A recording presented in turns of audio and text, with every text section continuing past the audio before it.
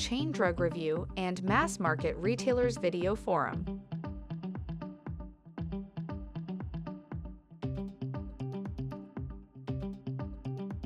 Hello everyone, I'm Jeffrey Wolt, Editor-in-Chief of Retail Media IQ. Welcome to a special edition of our video forum. We're here at the NACDS Annual Meeting and we're going to talk with Dain Rusk, Vice President of Pharmacy at Publix. Dain, good to see you.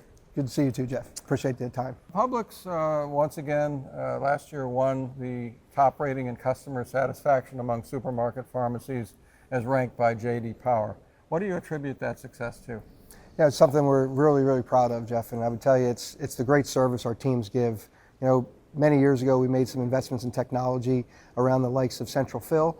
It allowed us to pull a lot of production out, and I mention that because the honest truth is it allows our teams to be a lot more customer facing, and in this day and age with retail pharmacy, there are challenges with hiring pharmacists just because of enrollment being down in schools. We've been very fortunate to be within our trade areas, oftentimes employer of choice. I think when you couple those two things together, the ability to pull production out of a store, but more importantly, be able to have a recurrent workforce that the customers know, you end up giving really great service. And I think what really happened was, as J.D. Powers did a cross-sectional review and talked to customers, we got a lot of credit for that. And frankly, it made us rank out number one. Mm-hmm. And you talk about pulling production out. You've been a leader in central fill for a long time. You're expanding that capability now. We are building our second central fill. The new one will have double the capacity of the original. So essentially we'll move to almost a 3X. It'll put us in a unique position where we'll be able to touch every store in the organization. Today we touch every store in Florida, and then to some extent we touch every store in Georgia, but not for all the same prescriptions that we do in Florida. What this new will allow us to continue our growth that has been pretty exponential over the past several years, and we expect that to be something that will continue, but it'll allow us to grow into that and more importantly touch every store in the chain. Mm-hmm. And your geography now goes as far north as Kentucky? It does. We opened up our first store last January in Kentucky, and we've opened up 3 additional ones at the beginning of this year, and we have other locations we expect to open as we continue. Another area that you're a leader in is trying to fight the PBM problem. A couple of years ago you got a bill through in Florida limiting PBMs. Tell us how that experience has gone, what difference that's made in your business. Having a level playing field is really important, and certainly PBM reform was one of the things that we were, us amongst other competitors, were looking at. And when I say level playing field, looking at things like transaction fees and just really trying to eliminate what kind of the arbitrage that's out there. We feel pretty good about the bill that's there. I would say, as we've looked at other states and as other states have come forward after what's happened in Florida, I think one of the things that's really important in PBM reform for it to be successful is really establishing a fair reimbursement model. Mm-hmm. Some people like to call it a rate floor. I would just kind of say a reimbursement standard plus a dispensing fee. And we've seen a number of states be very successful with that. And I think that's one of the things, is maybe the only thing that's lacking in the PBM bill in Florida. I think there's a lot of good measures that got us back to a level playing field, but I think the answer to your question is it's working as expected.